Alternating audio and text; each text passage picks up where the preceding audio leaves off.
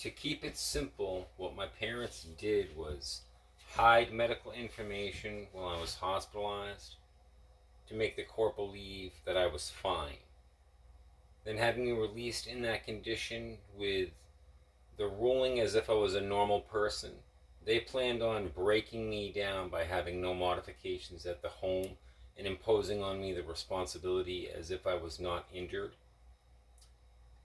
So by hiding my medical information, they got the unlawful accountability of personal guardianship when released from the hospital.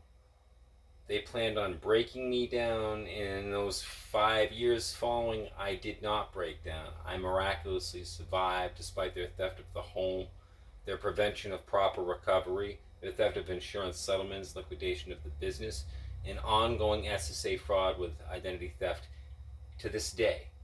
So despite breaking me down, they failed. And in that panic that they had, they then had guardianship put on me.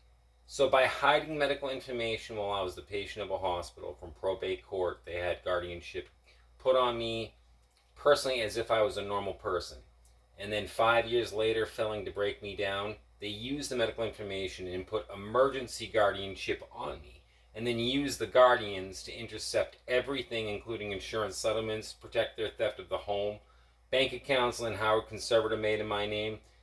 So the way that they used probate court was by reversing guardianship and having it inappropriate both angles that they did it, but by using medical fraud in the same technique.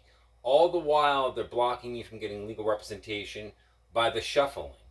So they used the shuffling, and the guardians that were imposed suddenly were able to take over my life, protected them while they stole the home, protect them as they made bank accounts and stole the insurance settlement that I had against Monadnock Developmental Services. So they did all of that with emergency guardianship in 2021, and this is following when I was hospitalized in 2015, them telling the courts I was normal by hiding medical info.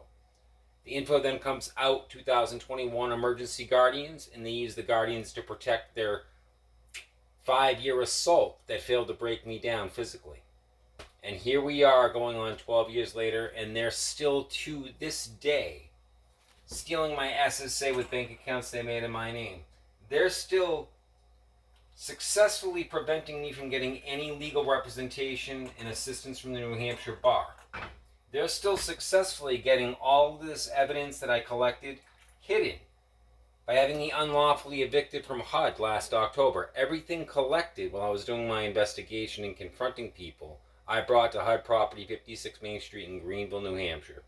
The manager of Southern New Hampshire Housing Services, Linda Smith, looked at it and said, "You've been railroaded."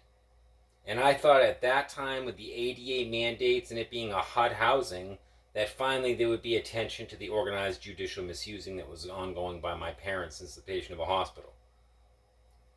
I waited 2 years, and then I began boldly confronting, because they're intercepting all of my income, so I can't get a vehicle, get back to life. They're still blocking me from getting everything, all stability. So I began confronting fears. And then suddenly, HUD evicted me last October, and here I am now. There's no more playing pretend. The public needs to know every single day that vulnerable citizens in the state of New Hampshire are being treated this way by the tax-funded and trusted, misusing the courts.